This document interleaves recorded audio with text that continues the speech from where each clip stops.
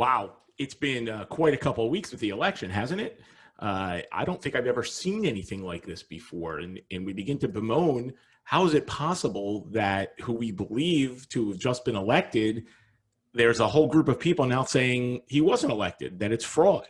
And we look at the evidence, and depending on who you voted for, in many instances, will tell you what you believe, right? If you were a Biden voter, you're looking at this and you're thinking these are anecdotal at best, and there's no evidence of any voter fraud. If you're a Trump voter, you're thinking just the opposite.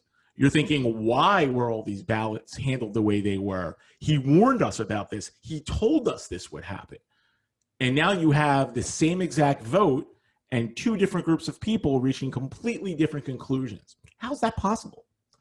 Is one set of them stupid, dumb, idiots? No, a lot of these are our colleagues. A lot of these are intelligent professors. How's it possible that two very intelligent, worldly people reach polar opposite conclusions from the same fact? I'm Saul Gruber at Gruber Trial Consulting, and we're going to try to answer some of these questions for you in today's video about confirmation bias. As the great Jon Stewart said, there is no such thing as an impartial jury because there are no such thing as impartial jurors. And that's exactly what we're talking about. Everybody has their own way of looking at things, their own confirmation bias. We hate to be wrong as people. Right? We have certain preconceived notions, certain biases. And when having discussions about those or having arguments about those, we tend to gravitate towards the facts that make our preconceived notions right, and we tend to dismiss the facts that make our preconceived notions wrong. That way, whenever we look at something, whenever we debate something, whenever we discuss something, we're more likely to give credibility to things and people that agree with us rather than disagree with us. Because no one likes to be wrong, and worse off, no one likes to be proven or told they're wrong. And that's confirmation bias.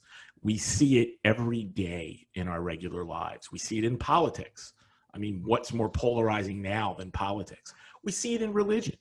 We see it with witnesses on what they think they saw and what they didn't see. We see it in our employment, right? Certain people you like, certain people you think like you. Automatically, anything that happens with those people are clouded by your own bias, by your own confirmation bias. So confirmation bias affects every single person. There is no right, there is no wrong, there just is. So if everybody has this bias, how can you possibly try a case and convince people that you're right without knowing something about this bias and who has what bias?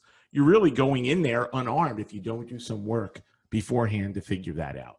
Now, there are a certain set of issues that we see in every single case. In fact, we did a series of focus groups earlier this year to see how COVID affected the way jurors thought, and it wasn't really, at least our determination was it hadn't changed dramatically.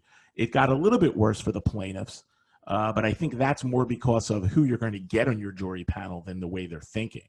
But focus groups that we've been doing and all consultants have been doing for years and years and years have given us a lot of information about what people are thinking, about what they think of lawyers, about what they think of people who file lawsuits, about what they think of doctors who are sued, about what they think of something called pain and suffering, and especially if it involves a car accident, a slip and fall, things of that nature. There are biases and there are prejudices built into every one of those trials.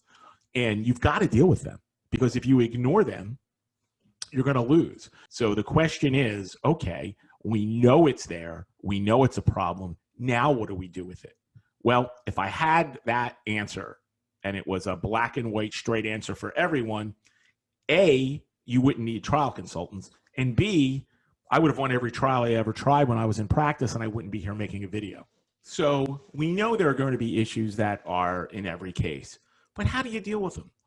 I would suggest absolutely a focus group in any case you're going to take to trial, or any case that has any value before you mediate the case.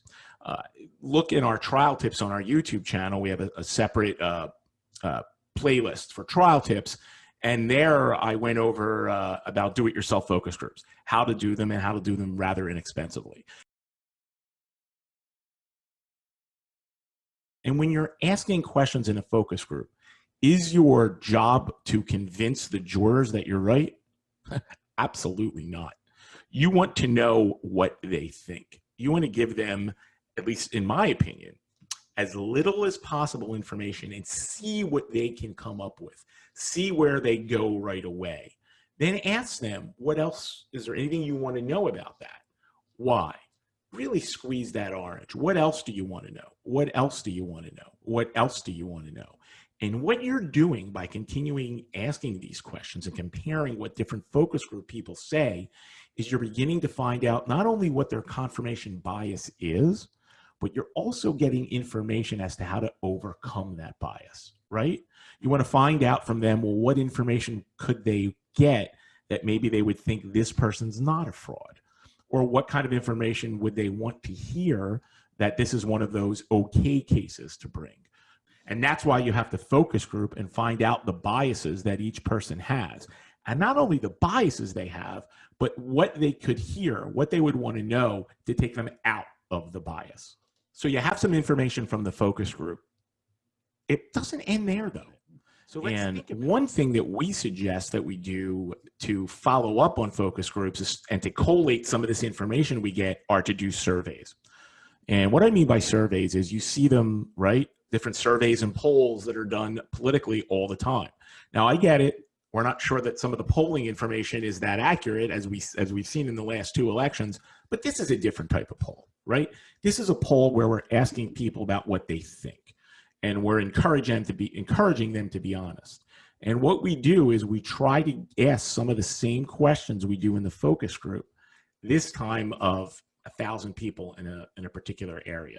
And we want to start building a database that gives us certain information, that gives us some knowledge about the particular biases particular specific people have. Armed with this information, we can then not only start figuring out who we want to put on the panel, depending on how they answer voir dire questions, but also how they will react to certain confirmation bias issues and how they will react to our plug for those. And to me, that's something that people just don't think about enough. In a lot of cases, we think we want to get rid of conservative, right-leaning jurors, but guess what? And we'll deal with this a little bit later on in this series of videos. If it is a rule case, we may want those people on.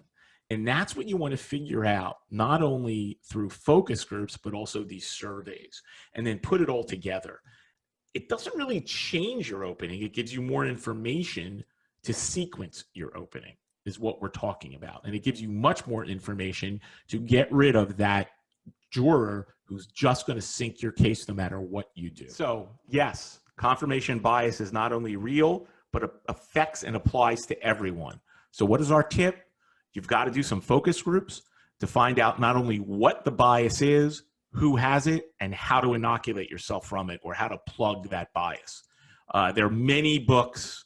There are college degrees on how to do this. I've tried to simplify it the best I can, but that is your tip. So remember, before you try the case, understand what the biases are and understand how you're going to deal with them. If you like this video, please subscribe. This is our new The Art of Persuasion playlist on our YouTube channel. And again, hit subscribe so you can get these videos as soon as they're posted. Also, go to our Trial Tips and Nursing Home Minute, which contain a lot of great information.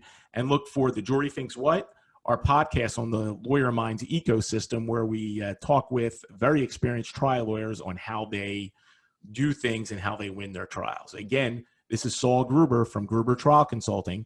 And if you have any questions or have any problems, we're here to help.